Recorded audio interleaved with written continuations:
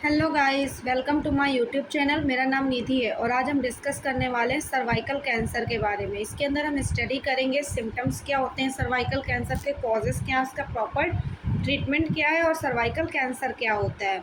तो आइए वीडियो को शुरू करते हैं।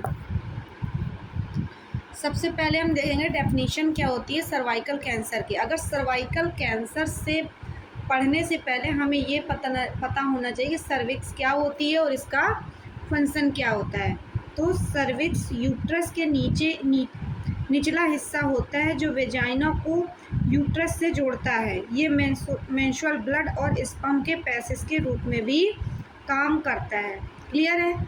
तो सर्वाइकल कैंसर एक तरीके का टाइप होता है कैंसर का जो फीमेल्स रिप्रोडक्टिव सिस्टम के सर्विक्स में डेवलप होता है। ये तब होता है जब सर्विक्स के सेल एबनॉर्मली ग्रो करने लगते हैं और कंट्रोल से बाहर हो जाते हैं। क्लियर है। एनाटॉमी क्या होता है, देखो एनाटॉमी अगर हम देखें सर्विक्स की, तो सर्विक्स हमारे दो पार्ट्स में डिवाइडेड होती है। एक होती है इक्टो सर्विक्स, एक होती है इंडो सर्विक्स। इक्टो सर्विक्स जो आउटर पार्ट होता है और इंडो सर्विक्स जो इनर पार्ट होता है। देखो जो हमारी सर्विक्स होती है उसका आउटर पार्ट किस सेल से बना हुआ होता है, सिक्वेमस सेल से बना होता है और कवर्ड रहता है। लेकिन जो हमारी इनर सेल होती है वो हमारी इनर कैनाल होती है जो कि हमारी ग्रैंडुलर सेल से बनी होती है। देखो जैसे ये हमारी सर्विक्स हो गई एंड ये हमारी फैलोपियन ट्यूब हो गई।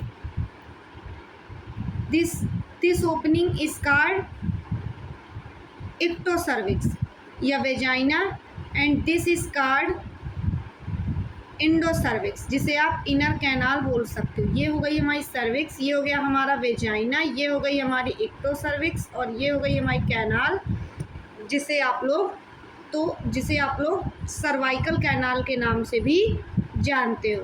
तो जब हम वेजाइना के थ्रू अंदर की तरफ जो सेल होती है, क्लियर है, यानी बाहरी ओपनिंग, क्लियर है, ये जो पार्ट है हमारा ये किससे बना हुआ होता है, सिक्वेमस सेल से, और ये पार्ट हमारा ग्रैंडुलर सेल से बना हुआ होता है। क्लियर है।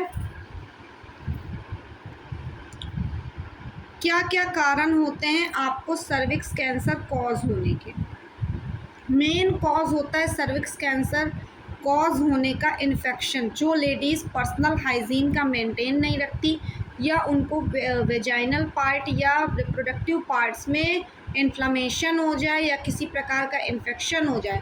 मेनली आपको जो सर्विक्स कैंसर कॉज होने का जो बैक्टीरिया होता है वो आपका ह्यूमन पेपिलोमा वायरस की वजह से कॉज करता है। स्पेशली आपका ह्यूमन पेपिलोमा वायरस भी 16 या फिर 18 टाइप का। क्लियर है। आपको किन किन कारणों की वजह से कॉज करेगा, अर्ली सेक्सुअल एक्टिविटीज़ की वजह से या मल्टीपल सेक्सुअल पार्टनर्स की वजह से, या आपका इम्यून सिस्टम वीक है, या फिर आपको HIV इन्फेक्शन पहले से ही प्रेजेंट है, या फिर आप लॉन्ग टर्म से बर्थ कंट्रोल पिल्स का यूज़ कर रहे हो, या आप स्मोकिंग करते हो, या आप मल्टीपल प्रेगनेंसीज या ग्रेवियार्डा हो या मल्टीपल प्रेगनेंसीज आपने कंसीव कर रखी हैं, या आपका जेनाइटल ऑर्गन्स का जो हाइजीन है वो प्रॉपर मेंटेन नहीं है। जो आपका सर्विक्स कैंसर होता है वो मेनली 2 टाइप्स का होता है। जैसे कि हमने आउटर पार्ट, जिसे हम लोग एक्टो सर्वाइकल बोल रहे थे, आउटर पार्ट जो आपका सिक्वेमस सेल कार्सिनोमा से बना हुआ था। इस कैंसर के होने के आपके 80 से 90% चांसेस होते हैं। ये जो आपकी आउटर सरफेस की जो टिश्यू होती है जो आपकी सिक्वेमस सेल से बनी हुई होती है, इसकी आउटर पार्ट में ही आपका इन्फेक्शियस सेल ग्रो करने लगती है, जिसकी वजह से आपको सिक्वेमस सेल कार्सिनोमा कॉज कर सकता है। नेक्स्ट है आपका एडेनोकार्सिनोमा। एडेनोकार्सिनोमा आपका इंडो सर्वाइकल कैंसर भी कह सकते हो आप। ये आपकी अंदर की जो सर्वाइकल कैनाल है जो आपको वेजाइना से आपको अंदर यूट्रस तक जोड़ती है, इसके केसेस होते हैं 10 to 20% चांस होते हैं आपको एडेनोकार्सिनोमा कॉज करने के। लेकिन बेटा अगर आपको सिक्वेमस सेल कार्सिनोमा हो चुका है और आप उसको टाइम पे ट्रीट नहीं कर रहे हो तो हो सकता है बहुत 90% चांसेस होते हैं कि वो आपका स्क्वेमस सेल कार्सिनोमा आपका एडनोकार्सिनोमा में भी कन्वर्ट होकर आपको कंप्लीट सर्वाइकल कैंसर कॉज हो सकता है। क्लियर है। नेक्स्ट है इसकी पैथोफिजियोलॉजी। पैथोफिजियोलॉजी क्या होता है, इसको ध्यान से देखिए। सबसे पहले जो आपकी नॉर्मल सेल है, आप उसमें प्रॉपर हाइजीन मेंटेन नहीं कर रहे हैं, जिसकी वजह से उसमें इन्फेक्शन ग्रोथ होगी। इन्फेक्शन ग्रोथ होने की वजह से यहाँ आपकी स्टेज ये आपकी स्टेज फर्स्ट ही चल रही है।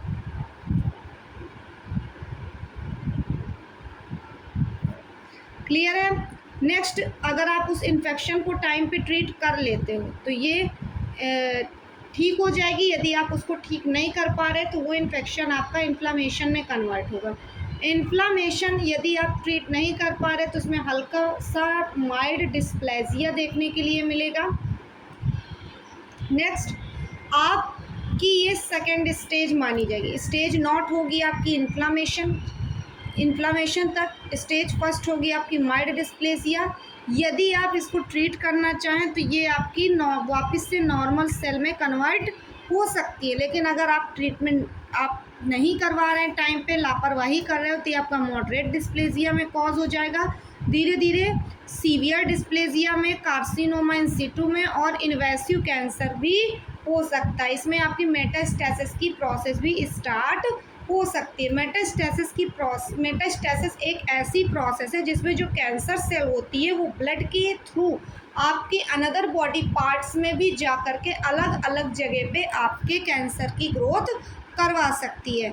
क्या क्या सिम्टम्स देखने के लिए मिलेंगे आपको सर्वाइकल कैंसर के पेशेंट में?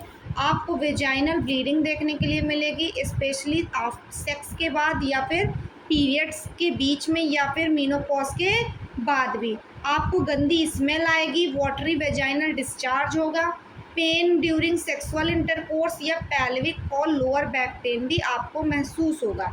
आपका वेट लॉस होगा, आपको थकावट रहेगी, फटिग महसूस होगा या फिर लॉस ऑफ एपेटाइट भी आपको देखने के लिए मिल सकता है।